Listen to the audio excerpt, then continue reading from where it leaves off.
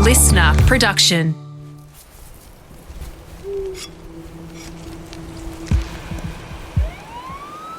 When crime meets consequence, the stories are never black and white.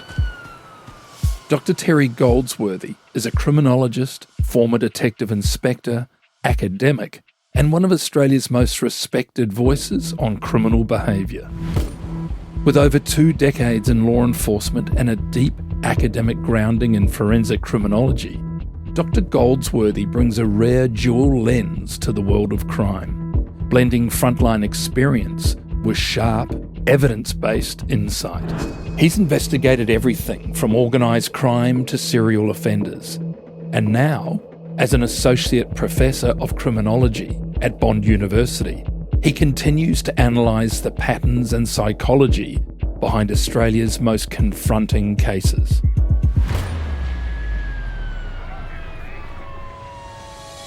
I'm former police officer Brent Sanders, and for the past 25 years, I've dedicated myself to sharing what I've learnt on the force to the Australian public so they can better protect themselves from falling victim to crime. So with the help of some of the most respected current and former detectives and high-ranking law enforcement agents, we're going to pull back the curtain on what life is like on the force and what they've learned about how crime and criminals really work. These are real stories from real detectives. Terry, as a detective in the Queensland Police, you're involved in the investigation of a triple murder. This spanned 3 states and involved the death of 2 victims and one of the offenders. Can you just have a chat about that case with us? Yeah, so this was an interesting case. I was on the way back from a meeting up at Surfers Paradise, and on the way back a call came over the radio in terms of some uniformed officers had attended to a steelyard at Burleigh Heads, and there was a body located there. So I attended the scene and went to the toilet block. The door was wedged open. You could see a male person laying on the ground, and the male person had their hands secured behind their back. They also appeared to have a number of either stab or bludgeon wounds to their back and also the head area, blood on the floor and on the toilet that was next to the person. He was kind of wedged in next to the toilet. And there was a word dog written on the toilet door, and it looked like it may have been written in blood. So obviously it was a highly suspicious death by the looks of it. So, we engaged the usual processes as we did in homicide investigations, sealed off the area, notified specialist police, scenes of crime, homicide squad, and mobilised our own resources. Now, in Queensland, a homicide investigation is conducted by the regional detectives, and homicide squad just provide a assisting role. That was the early, hours of the matter. We tried to piece together who the person was and why they were there by speaking to the owners of the steelyard, etc. And I guess this is like most murders. You try to move from is a low information state and you go up to a high information state. So we identified that it was possibly the security guard who had been employed to do rounds of the steelyard. Then the thing that kind of, perplexed me at the scene was there was no car there. Someone indicated that there was a burnt-out vehicle located on the Monday. So this was after the Labor Day weekend. This is Tuesday morning. So on Monday, we had a report of a car being found burnt out the back of Mudgeeraba, so over the hinterland of the Gold Coast. And we had kind of determined that possibly Sunday was when this fellow may have done his round. So, of course, the question in my head was, well, if he was here Sunday and the car's burnt out Monday, went out Tuesday, why hasn't anyone rung us? What's going on? I then detailed a team of detectives to go to the house over at Robina where he was listed as living, etc. They forced entry and, as would have it, they found his wife deceased in the bed. Also, obviously, the victim of foul play, she'd sustained severe head trauma and stab wounds as well. So very rapidly we moved from potentially suspicious death to potentially 2 murders, third crime scene where these vehicles located burnt out, and we were behind the ball game, by a couple of days. So we had to catch up quickly to determine what went on. So all the balls, I guess the gears clicked in and we started putting maximum effort into it. And so where do things go from there? So you would believe that both the victim from the steelworks and the wife were killed simultaneously within a very short period of time. So this is a double homicide. Any suspects, any leads, anything at all? Well, we did see some individuals getting around, very grainy footage at the steel yards, etc. And there were a couple of, I guess you could say, likely suspects. Whenever you look at murders, I always say to people, you look at the usual suspects first and then worry about the outliers later. You make your suspect pools shorter. So there were 2 ex-employees that we'd had dealings with and were the top people that, we thought were perhaps capable of this. Very early on, that led to, us checking their phone records, etc., and checking what towers are bouncing off and things like that. So what we did determine is that their cell phones were bouncing around the steelworks on the Sunday night. And then we also got a DNA hit for one of them on the watch, I think underneath the watch band on the wrist of the deceased. So the 2 deceased were Sandy was a security guard and his wife Sue. These fellows had worked for Sandy and Sue and the role of security guard. There'd been an acrimonious breakup of their working relationship where Sandy thought they may have stolen some guns, etc. And the, Cameron Stewart and Vladimir Garcia were the 2 offenders' names. They blamed Stewart for later getting in trouble for a robbery, etc., and believed that he had dogged on them, hence the word dog was written on the door. So they became, persons of interest very quickly. We did have some contact with them initially. They provided a version, which is good. A lot of people think, you just need to go out and get a confession straight away. Well, the reality is a version is as good as a confession, especially if you can show the version is wrong and get evidence to show they're lying. It just makes them much firmer as a suspect, which we could in this place, where they're trying to say they weren't necessarily there, etc., and things like that. So it was really a circumstantial case that kind of came together. We had the crime scenes with deceased, had them in the vicinity, and then we had the DNA with the direct link. So it kind of went from circumstantial to, firming up that we had good evidence that they were there. There was then, some information in terms of a third person who we could see with the phone tower dumps, etc., was there or in the vicinity. And that was a fellow named Anthony Ward, who was in and amongst us as well. We couldn't quite figure out what his role was because he had no direct link to Sandy or Sue, the victims in this matter. The investigation spread over a couple of days and then into weeks, etc. We had various covert methodologies taking place as those things were going on. And then we had some concerns raised about Anthony Ward, who was potentially the third offender. They were raised by his family in terms of they thought something had happened to him. It came to a stage where I think, we had sufficient evidence to prima facie charge at least Stewart and Garcia with murder. So, we put in place operational plans. Detectives and homicide squad went down to Victoria, Melbourne, etc., where Garcia and Stewart were taken out in a targeted action plan. And we then discovered that the third offender, Anthony Ward, had been killed, shot in his body, burnt in a fire pit in New South Wales by Garcia and Stewart. We now had 3 offenders, reduced to 2, and we had 3 victims. And his car was dumped down in Victoria. So we had crime scenes across all 3 eastport states, and it was quite a complex investigation in terms of that. Garcia, they were both interviewed in terms no confession was made. Garcia did make some confessions to undercover officers in jail, and there was he then did a reenactment of the murder of Ward, etc., and also a record interview in relation to the murder of Sandy and Sue. So they were taken to trial and they were convicted of murder. I see recently that Garcia got a prisoner transferred in New South Wales. So once they do their time up here for the double murder and they're released, they will be arrested on warrants and extradited down to New South Wales, or application will be made for extradition, and they'll then face trial for the murder of Anthony Ward. So I don't expect either of those 2 people to ever get out of jail. The complexities of investigating a double homicide are one thing, but like you say, when you start to cross into state, then you have a related homicide committed in New South Wales, offenders to camp down to Victoria. This must add a lot of complexity. How does that go? Maybe things have improved a little now, but the Gold Coast, half an hour north of not even that of the Queensland-New South Wales border, as soon as they go into state, does that have to get picked up by New South Wales Police, Terry, or can Queensland Police come into state? How does that work logistically?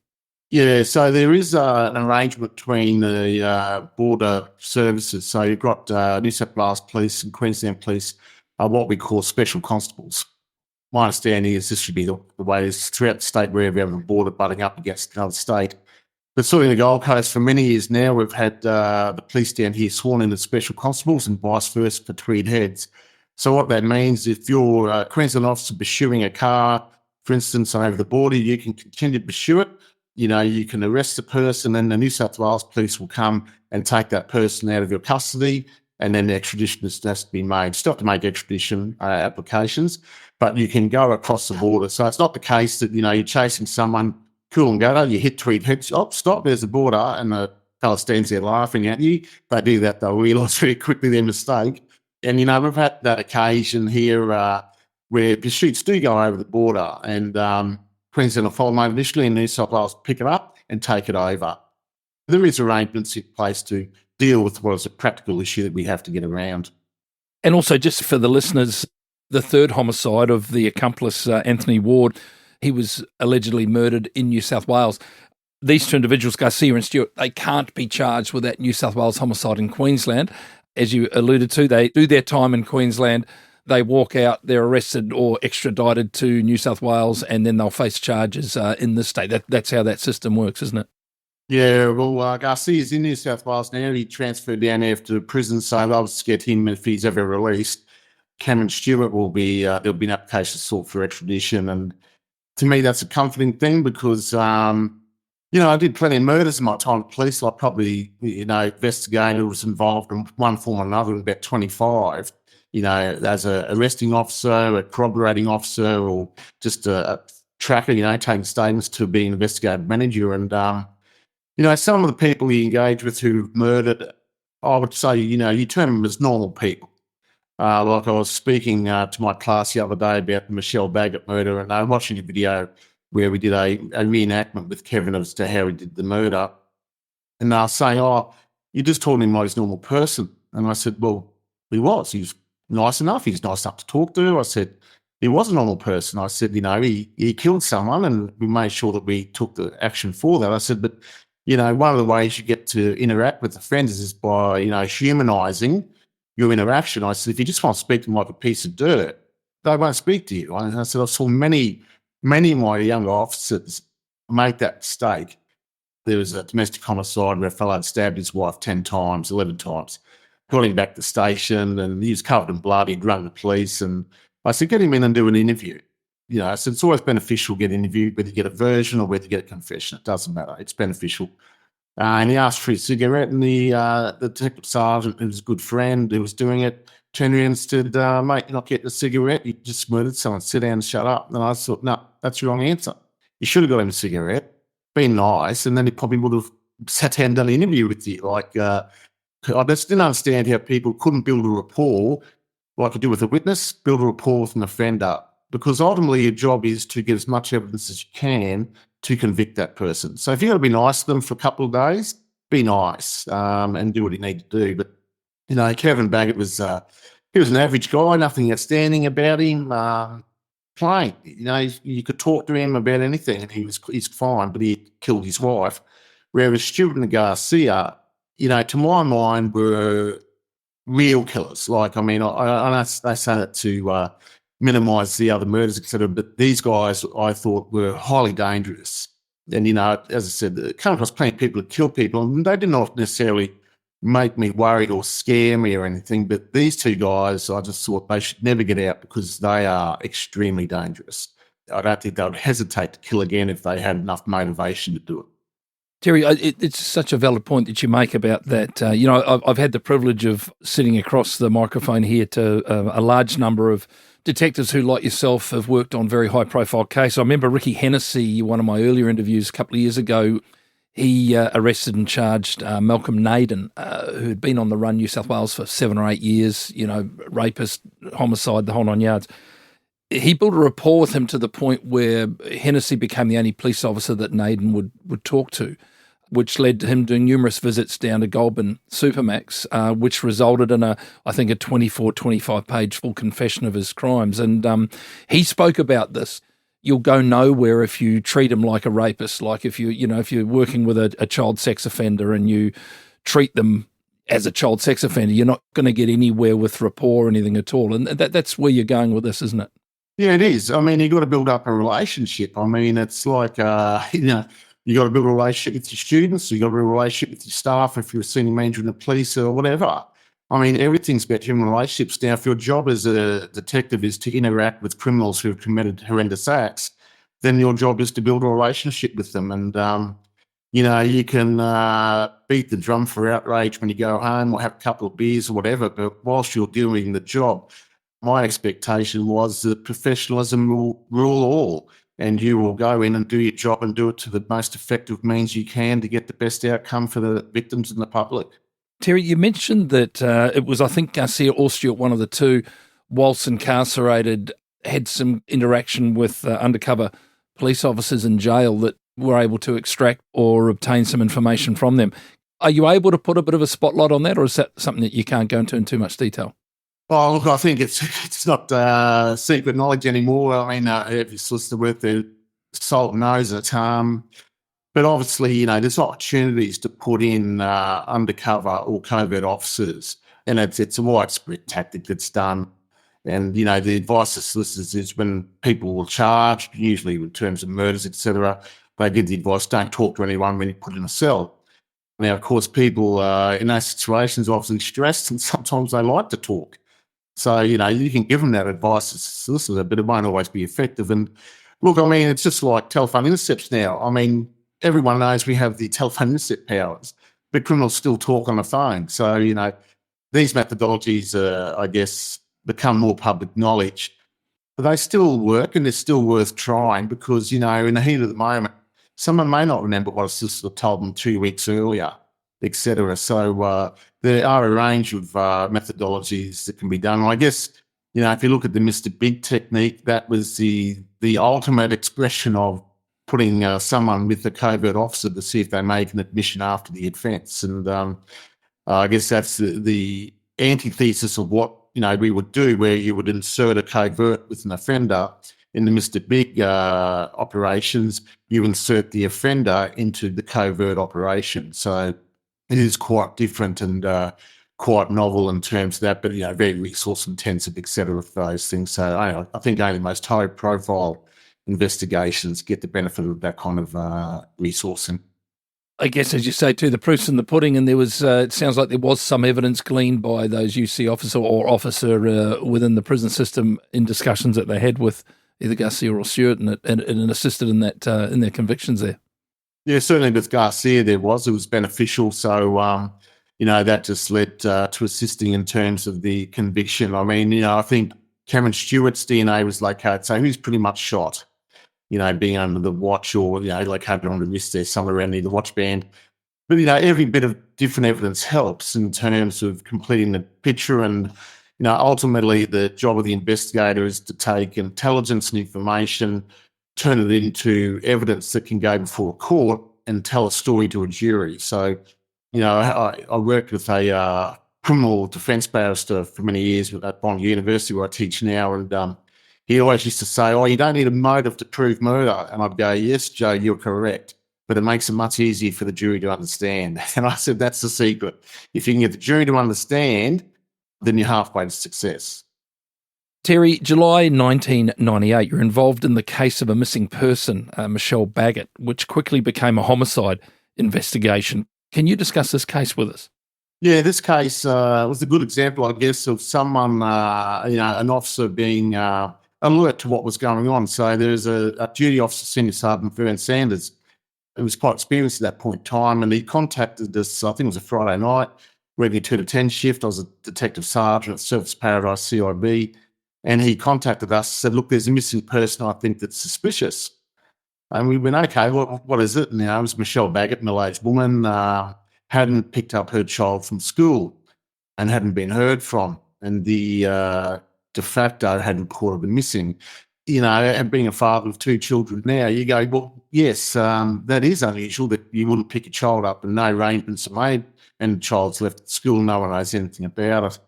So we got the de facto in as first port of call, hierarchy of suspects, and he very quickly was given an alibi and we were satisfied that he wasn't in play. And that led us to the estranged husband, Kevin Baggett. So he was contacted, he came in and he then had a chat to us. So, this is interesting, I guess, is at what stage do you declare someone a suspect? He was looking at being the last person to see you alive. This is where I guess, you need to decide what your tactics are going to be, how you're going to go forward with the investigation. So in this case, we decided to warn him from the moment we spoke to him. We thought, well, we'll warn him and see what he does. Like if he then shuts up, well, that's a good indicator to us in terms of, we may be on the right path. If he continues to talk to us, well, that's fine. We've warned him, so everything's going to be admissible. So we were happy with what was going on. So we warned him and he gave us a great version. He talked us for hours and we had his movements for the day, his clothing for the day. And in fact, he liked talking to us, Kevin. It was good in terms of information that we got from him. So that investigation went on. During it, we have got a version, we then went out and fact-checked the version. And we came up with 4 kind of issues that we got identified. One is that the clothing he said he had on the day was different. We went to the bank that he said he'd gone to and got CCTV and he was clearly in different clothing. There was the issue that he said he had arranged to swap the car with Michelle. He had a car that he was going to swap with her. That car wasn't present at his house. It was parked at his workplace, so it wasn't there to swap. He said he hadn't seen Michelle since she'd left, but we had an identification of him in her car after she had disappeared. And then I guess the best one was there was a video camera that he handed in because the house where the murder occurred was only about 30, 40 metres from the Narain police station. And he'd gone up there and handed in a video camera to the counter and then got the property receipt, whatever else. And that provided him with a perfect kind of placement. Oh, look, I was at the police station handing this camera that I'd found in the telephone box that day. Now, when we showed the young girl, the daughter of Michelle Baggett, who had lived with them, she was shown a lineup of 6 or so cameras and immediately pointed to that one. So, oh, that one now I know. And we said, well, how do you know that? She goes, oh, we've had that one for weeks. So, the creation of an alibi was the other issue there. So Kevin, it kind of went on, it was like a drama story, I guess you could say. He attempted suicide, but rang every person he could before he did it. So I don't think he was ever serious about it. And of course, the media were there to photograph him getting dragged out of the house and revived and all this kind of stuff. And but we went out and we charged him, and we didn't charge him. We went out, conducted a closed down operation. He made admissions in the car, the first admission being off tape. He then made further admissions on tape. We then did a lengthy interview with him and then did a reenactment with him. And, he claimed a one-punch kill. I'm not necessarily convinced by that version of events. Said he had dumped her in the Narain River. We searched the river. We had divers in there and that. And as you would know, most bodies will come to the surface after a period of time, and she never appeared. So I don't know if I'm convinced that's where Michelle's resting place is. He was convicted of manslaughter, but got 11 years, which is a good term for manslaughter in Queensland. And funnily enough, I was going for a walk one afternoon and I heard this voice from across the road and I recognised it straight away as Kevin. And there he was. And he was doing a mowing run. And I went, okay, you're out. No one had told me he was out. So anyway, we went around next week and went to see him and said, look, you're out now. We just want to get the body. Where's the body actually located? And he just, he wouldn't have a bar. And he said, I've told you. I'm not telling you anything else. And but, you got to try these things and see what he said. He may have indicated where it was, but no luck there. So, the fact there's no body, it doesn't mean the investigation is going to be unsuccessful. It may be a little bit harder. In that one, we just had to show, I guess, we did get a version. We could show that he was lying in much of the version and whatever else. We had another one where a son killed his mother. I mean, that was circumstantial. Never found a body there. We convicted him. And then we had an interesting one where ex-Yakuza boss was killed by his wife and chopped up in the bathroom in their service paradise unit, and the body dumped in a suitcase, allegedly up at Southport rubbish tip. And we searched the tip for days. Well, I didn't, my staff did, and didn't find it. But she was convicted of murder as well, So, that body's great. It gives you plenty of forensic evidence, etc., but it's not essential to convicting someone of murder. So it just means you have to work a bit harder. You have to show absence of life, obviously, and you can do that through various means. But yeah, by no means, just because there's no body doesn't mean someone's going to get away with it. It's interesting too, Terry. You mentioned earlier on the situation when you can, of course, have alleged offenders sitting across the table who, for whatever reason, will give a full admission. More likely, though, is in the term that you're using, is they provide their version of events of what to happen. But there's often plenty of leverage there, because in some situations you're actually quite happy for them to give their version of the case because you can prove that they're lying. And you highlighted here four specific examples with regard to his alibi, one thing and another, that, you present that to a jury, and the jury are going to ask, well, why would he go to such elaborate lengths to lie and to try and change? And so it's perhaps not as strong as an admission, but not too far off it when you can present it to a jury the way that you have, obviously, in this case. Well, yeah, I mean, juries decide a lot of issues on credit. If you look at sex offences, for instance, where there's no, the DNA is not challenged, it's the context of the interaction, etc., it all comes down to credibility. People look for issues where your credibility can be attacked. And I guess, that's why I say a version is just as good as a confession is, because if you can show that there are issues around that version, then you are diminishing that person's credibility in terms of their claim of how they may have done something or the fact that they may not have done something. So that's why, admissions or versions are extremely important in terms of police need to get in there, need to talk to suspects and get them talking. My experience was uniformed police in particular were scared of doing interviews. I could never really get my head around it down the Gold Coast. The senior constables tell him first, no, don't do an interview with him. Just talk him out of doing an interview. And I kind of go, why? Why would you do that? And the kind of conclusion I came to was that they were scared that they would raise something that may give them an out for the offence or defence. And I kind of thought, well, why does that worry you? If they raise a defence, negative it.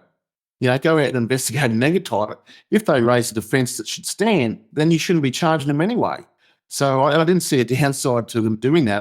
But they seemed to be scared that they had this kind of evidentiary box here that they were happy with, and they didn't want to put an interview anywhere near it in case it upset their box. And I just thought, I just don't get that logic. But it seemed to be quite endemic that interviews were something to be feared. And I always thought interviews were great, as long as you were prepared. The thing is, you can't walk into an interview for a serious criminal offence and not have done your research, not be prepared. If you get in there and you stuff up a date or a place or something, and the offender realises that you're not across the brief, you just blood in the water, you're dead. The interview, they'll just turn off because they know you're not across it. So you must be prepared. You've got to know what the elements of the offence are. You've got to know what the relevant defences are. You've got to know your law. You've got to know what case law is relevant to it. So, whether there was an issue around not having that knowledge, not being confident, I don't know. But that's your job as a police officer. And so as a detective, you should have those core competencies up to scratch and be ready to go. This Michelle Baggett case, you're as close to it as anybody. You have any theory yourself as to where he may have disposed of that body, or it's just needle in a haystack sort of stuff? Look, if it's talking hypothetical, I would say that there's probably more than one punch involved, and I would think somewhere out the back in the bushland, buried somewhere, would be my alternative theory in that one. The reenactment was that he killed her under the house, put her in the back of his work truck, which just happened to be at home, closed it up, drove down to what called the Narang River, which is about 2 minutes from his house, parked in the boat, backed it down at 9 o'clock in the morning, mind you. It wasn't dark at night, got the body out of the back, wrapped in a blanket, just pushed it out and slowly floated out into the Narang River. So we did a viewing same time of day, same day, during the murder trial, Supreme Court jury came down the bus, we all stood there. And it was interesting, as he was reenacting, what he did, I looked up and there's the main bridge into Narrane, crosses over the river, is about 50 metres away. And at 9 o'clock in the morning, it was back-to-back traffic stopped on the bridge. And they're all staring at us, looking over, staring. And I thought, I somehow don't think you just calmly released the body into the Narrane River at 9 o'clock in the morning. And I don't know, the jury, I think, was sitting there looking up to us all going, wow, like, who would actually try and do that? So that's, I just think if it was at night time, and you might go, oh, okay, yeah, because it's pitch black. But I thought, 9 o'clock in the morning, mate, peak out traffic, there's no way in the world. That story that he's told to sort of send you on a bit of a wild goose chase, it clearly linked to his claim it was a one punch. He's setting up a manslaughter case as opposed to a murder case. And your thoughts, I would imagine, would be, had the body been recovered, post-mortem would have discovered, well, hang on, there was a lot of blunt force injury or whatever. This is a murder. This is not a manslaughter. So it was detrimental to his version to have you find that body. And he sort of created a bit of a diversion there. Yeah. Yeah, I think it was a self-serving confession to some degree in terms of he had killed her, but the way in which he killed her was manipulated to ensure that he got the lesser sentence. And, I think he was strategic enough to do that. And as I said, we showed a number of lies, but then he kind of in a position of, well, do you say he's lying on everything, or do you say he's lying about certain parts of his confession? And it becomes, difficult in terms of prosecution. And so I guess the best outcome was that we got a manslaughter, no body there. And, he did get 11 years, and by virtue of that, he was declared a serious violent offender and had to serve 80% of his sentence. So, just on the logistics of that too, was he charged with murder and it was reduced to manslaughter in court, or did you level a charge of manslaughter against him when you thought you couldn't get a murder over the line? No, he was charged with murder, and they came back with the alternative verdict of manslaughter. Right, yeah. And we were talking off air, Terry, this is a case, of course, back in 1998, if you come forward, 2017, Queensland, one of a number of states in Australia that have introduced no body, no parole laws. And of course, this is a case where there was no body found. What are your thoughts on that, on the advent of these no body, no parole laws? Have they done what they set out to achieve? Yeah, look, I mean, I can understand there's a sense of closure when victims' family have the remains of the person murdered, etc., returned to them. But the problem is, we had a study done in 2022 in Queensland, and it looked at the laws that have been in place since 2017, and none of the cases that had gone to the parole board under these provisions had actually found any remains. No remains had been forthcoming. Yet a number of people had satisfied the condition of assisting, cooperating with law enforcement authorities in relation to the murder. So they then were eligible to parole. And I just, wonder how the victims' families would think about that these laws come in and they always promise that no parole unless a body's produced. And then suddenly people are getting parole, but there's still no body, but they're deemed to cooperate with the authorities. And I think that probably leave a bit of taste in some people's mouths, I'd imagine. They're popular laws, I guess, with the public, because they think, well, if you murder someone that produces a body, you shouldn't get parole. And I can see that point of view. Are they effective in achieving their goals? Or evidence would suggest they're not.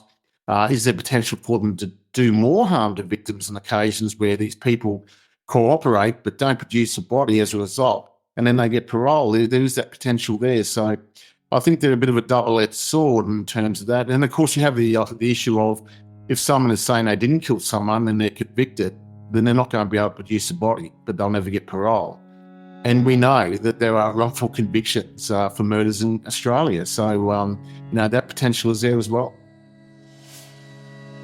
Coming up, we dig into what drives criminal behaviour, how society responds to it, and what role the concept of evil plays in motivating criminals.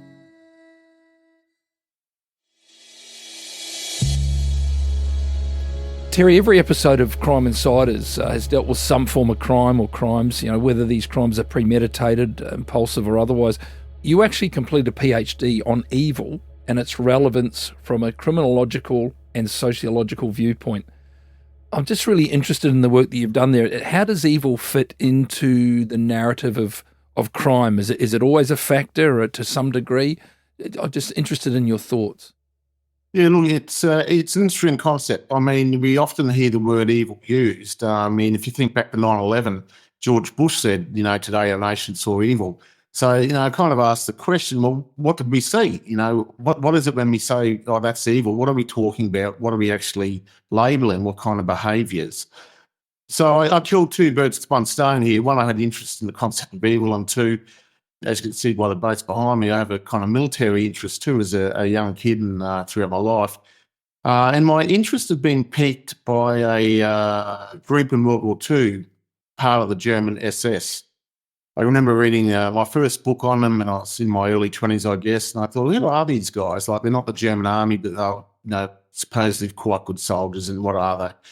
So the interest is in the military aspect. And then as I got a bit older and then I started to look into and read the organisational issues in terms of their involvement in war crime activity during World War II, and particularly on the Eastern Front, so in Russia and the Baltic states and places like that. So I decided to have a look at it as a PhD because I thought I want to get a PhD. If I want to go to academia, I need to have one. So I may as well do it. And I'll do it on something I like because I don't want 4 years of my life to be drudgery. I looked at, what is evil? How do we define it? And I applied the concept to a macro situation. So rather than just an individual offender, I was going to look at an organisational approach and say, okay, can you apply it to this? So for your listeners, to explain the Waffen SS. So you had the SS as a whole under Heinrich Himmler, and there was a political body to start off with. Part of the Nazi Party, but separated out to some degree. They were initially a bodyguard for Hitler. Then they expanded out into the Totenkopf, which was the camp guards. So they ran the concentration camps. They then had a militarised arm called the Waffen SS, which started off with one company. Then by the end of the war, expanded to about 1 million men and had about 38 divisions involved in it. So it became quite powerful. A unique organisation, the Waffen SS. It was seen after the war, what we call apologists for the Waffen SS argued that they were just part of the armed forces, like the German Navy, Air Force and Army, and they were a fourth branch, and that is patently not correct. I mean, they were a political force who were militarily, at least the initial Aryan Waffen SS divisions, were extremely capable fighting units. As war went on, they became less capable and they imported a lot of other nationalities. So it wasn't even a pure Aryan force by the time the end of the war. But they were subservient to the Nazi Party. They were the first military unit to swear allegiance to Adolf Hitler, as did the others later, but they were the first. And it's interesting to see their actions before the war. There was what we call the Night of the Long Knives, I think, in 1933, where the SA, which was the muscle of the Nazi Party, the ones, the brown shirts who walked around and beat up Jews and smashed windows and did all that stuff, had become a threat to Hitler. So there was 1 million plus SA members, and there was only a couple of hundred SS people at that stage. So Hitler and Himmler arranged for the SS to go and emasculate the leadership of the SA. So they went in there at night and executed them all. And I knew many of them. Many of them were working together. Many of them were SS and SAF officers.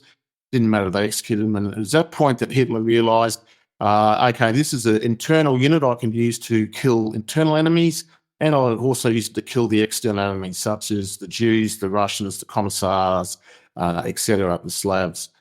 So I looked at them and I said, okay, let's have a look at them and see what they did. As I said, they had a makeup of most Northern European countries contributed. Italy, Belgium, France, Flanders. We had Russians in there, Estonians, Ukrainians, etc., as part of the Waffen SS. So it was a unique organisation. And what my studies indicate is that they engaged in numerous war crimes.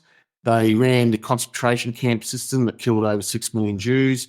They were a substantial part and organisation head of the Einsatzgruppen, which were 4 mobile killing groups, about 3,000 personnel, who went behind the lines on the Eastern Front and eradicated or executed about 1.5 million Jews or thereabouts in a 12-month period. So they were entwined in every kind of atrocity you could think of, the German regime committed during World War II. So I then said, okay, well, that's what they've done. Well, now, how did that happen? How do you explain that behaviour? Because it's not one individual. You're talking about, thousands, hundreds of thousands of individuals across 38 divisions, etc. You had SS industry feeding off the concentration camps. They were an internal unit, but they were also fighting external enemies, all this type of thing. You had the police. The police were actually under the SS. So, we think of police like separate from the state to some degree, doing their own thing. In Germany at that point in time, there were 2 police divisions in the Waffen-SS made up solely of police officers who went out and killed just as many people as the other ones did. What I came back with was we have a continuum of bad behaviour, and on one end is wrong and on the other end is evil.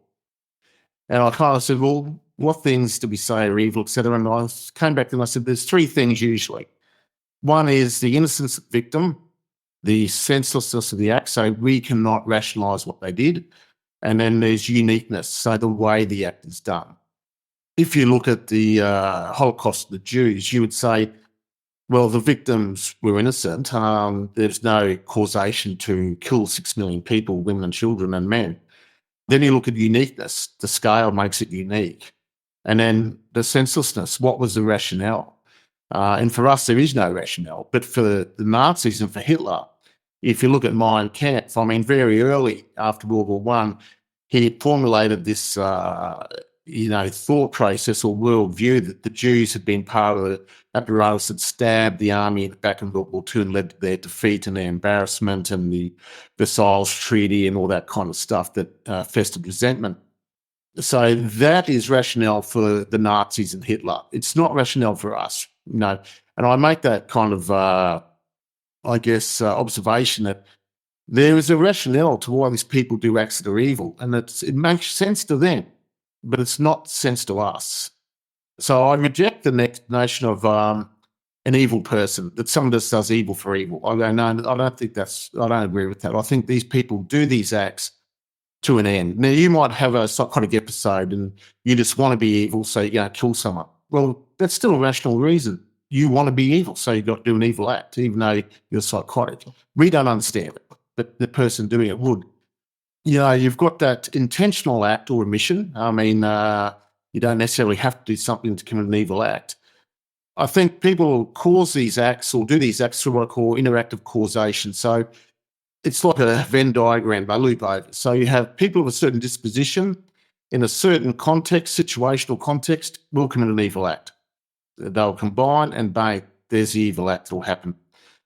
And if you look at World War II, authoritarian people attracting to the SS, that kind of militaristic system, they were seen as the elite. They were going to be the new racial warriors. There was a racial element to it as well as an ideological element to it, as well as a political element to it. So they hated communists. Racially, they hated Jews. They hated Slavs. They were going to be the idealised Aryans and put their Third Reich into 1,000 years. And then they took that and then they said, okay, well, what do we do in terms, that's their disposition, what do you do in terms of situation? And then you have the notion of living space. So Hitler had been quite successful in World War II. He hadn't invaded Britain. Now, if he'd just stopped there, would we have seen the invasion of Normandy by the US and that, would have been much more difficult. There would have been many more German units there to resist America coming in with the Allies into Europe. So you may not have seen a successful Normandy, but instead he went and invaded Russia. Now, the interesting thing with Russia is people go, he hate the Russians. No, the Russians were attacked by him. Many people don't realise that Russia invaded Poland at the same time Germany did. They had an agreement. So Germany went in one way, Russia went in the other, and they went in the middle and split Poland. They had a non-aggression treaty signed. So they weren't destined to always attack each other, but Hitler thought that Stalin would eventually turn on him, and he was concerned about living space. So he needed living space to foment and encourage the German nation. So that's the situation. The other thing he did is he said he assimilated communism with Jews. So he said the Jews are the most senior communists and they are one and the same. And, the Nazis had running battles with the German Communist Party in the 1920s and 30s. So they had a deep hatred of communists and they put all that together into a war of destruction. basically. And they clearly said the war in the West is different to the war in the East. In the war in the East, we are going to have total war and we will destroy the Russian nation. That was never the intention in the West. West are only going to occupy and control. So when you have those two things to come together, you have the disposition and the situation, then you have the evil acts I talked about. And that's kind of what came out of the PhD was you will have people, when those two things come together, conditions and situations and the disposition, who will commit evil acts. And you also have people who won't. So, see Milgram, Zimbardo, all those psychological experiments, etc., where you will have people who do acts that are very problematic, and we would say evil, etc., in the experimentation phase. But there was also a number of people in the experiments who didn't and said, no, I'm not going to do that. Why would I do that? That's inhumane, etc. So what it just shows is that it's too easy to write off apparent acts as just the act of someone who's evil, crazy, or whatever else. I think, we should look at why someone did something and go, well, no, you actually did that for a reason, and we don't find it rational, but you rationalised it. And you're an evil, not a person, you're someone who's capable of an evil act. I think it's, it gives a bit of an out if you just go, they're just an evil person. But, they're a normal person. Evil people are quite normal, but they do horrendous acts. So you would have, in your time, Terry, sat across the interview desk for numerous people who have committed horrendous and evil acts. But your viewers, their acts are evil, but you wouldn't take the next step and say that they're an evil person based on your understanding or your definition of that term. Yeah, that's correct. So I think it diminishes the acts of the person if you do that. It's like if you look at Heinrich Himmler, the Reichsfuhrer SS. He orchestrated the murder of 6.5 million people. In retrospect, he was an extremely successful bureaucrat.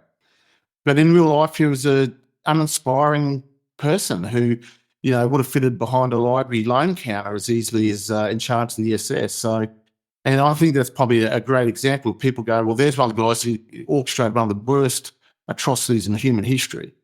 Yet he's just an ordinary, uninspiring person who, in the right circumstances, was quite good at working his way through bureaucracy and getting into positions of power to put in place policies that had those kind of outcomes. Another thing I'm taking from this too is you feel that the use of the term evil, if we apply it, let's say we apply it to an individual, it's almost providing not a cop-out, but it provides an excuse or a defence for their actions. They did it because they're evil, which means they're sort of not totally in control of what they did. Is that sort of part of your rationale? Yeah, it is. And when I say I think that's an easy way out, it's because then we don't have to try and understand why they thought they could do that or why they thought they should do that. If you look at, trying to draw a rationale, why would we want to understand why someone kills 6.5 million people or, goes out and does something? Well, the benefit of understanding why they did it is you can prevent it occurring in the future. So if you understand how they came to the rationale to think that was acceptable or okay, then it allows you to future-proof against it. Whereas if you just say, oh, that was an evil person, so don't worry about it. But I think that diminishes it, and then run the risk of you not understanding. And I teach a course on genocide at uni, and I always say to the students, don't make a mistake that understanding why someone did something is condoning why they did it. They're two separate concepts. I said, you can understand why someone did it. It's not condoning it. And I said, it's important to understand why someone does something, because then you have an insight into what that person was thinking and how they were able to come to that stage where they thought they could do that and that was acceptable. And I think, if we have that deeper kind of thought process in terms of any of the genocides, if you look at the Rwandans, how did that happen in Rwanda where neighbours killed each other, carte blanche, and did it so quickly? We would say that's evil, what happened over in Rwanda, where they turned on their neighbours and they killed people in the most horrendous of ways. But if you look at it and you can understand how it came to that, then you can prevent it occurring again. You're talking at macro level, like you're talking hundreds of thousands of Rwandans who were normal citizens, suddenly in a 6 weeks period became genocidaires, and then after the genocide finished, went back to being normal citizens. So, this is the thing, they turn on, they commit the crime, they turn off. and they may not have any substantial criminal history. Genocide's an interesting macro crime to look at how, you talk about murder on a mass scale, and to look at how you can recruit hundreds of thousands of people to do that to you who normally would be normal law-abiding citizens. And would your theory on genocide, as you're discussing it now, would that translate also to the acts of individuals, say like an individual serial killer or serial sex offender or a child sex offender? How does that genocidal theory translate to the actions of an individual rather than a macro group? Well, I think you can almost see the genesis of that in some of the crime theory that we have, where you have a motivated offender. We call it the crime triangle, or routine activity theory, whichever one you want to call it. So we have a motivated offender. On the other side, a suitable victim, and then you have a lack of guardianship. Now, I view that lack of guardianship as being the situational influences. And if those things align, then the offender will commit the crime. So, you may have someone disposed towards rape or something like that, or murder. They think that the victim is suitable for whatever reason, that there may be a vulnerable person, maybe someone who's not going to be reported missing, or they think that they have sufficient knowledge to escape, influence or detection. So the situation, the disposition is to commit the crime. The situation is suitable for them, and they've got the suitable victim. They then come together and they allow them to commit the act for whatever rationale they put forward. It's such an interesting area of study, Terry, and I'm sure it's one that your students here at Bond University find quite challenging as well, because it's challenging, particularly for younger folks. A term like evil is very easily associated to an evil act. Therefore, it translates back to the offender. So I think it's a really interesting area of study. Yeah, I think the issue about labelling is because it's easy to do. It's just easy to label. But when you look at it, why are you labelling them? Why are you labelling them? Because they've done something. So, they wouldn't be labelled but for the act. So I think, pay attention to what the act is, understand why the act occurred is more important than just labelling. And as I said, it's kind of an easy way to explain, they just did it because they were evil. Well, what does that mean? What does an evil person go out and look like and do? So it's a bit more complex than that. Terry, I just want to thank you so very much for taking some time out of your day to join us from the sunny Gold Coast. Thank you also for your service, 27 years to the good people of Queensland, up to the rank of detective inspector, and since then a lecturer, Bond University, I think since 2012 or thereabouts, and you continue to do such great work in this space. It's been so enlightening talking to you, both from your policing experiences, but also that insight into criminology, evil and its connections. Terry, thanks for having a chat to us. Really enjoyed the time. Brent, thanks for having me on. My guest this week was Dr. Terry Goldsworthy, Associate Professor of Criminology at Bond University on the Gold Coast. Join us next week for another episode of Crime Insiders Forensics. I'm Brent Sanders, with sound design by Niall Fernandez. This series was recorded and produced on Gadigal land.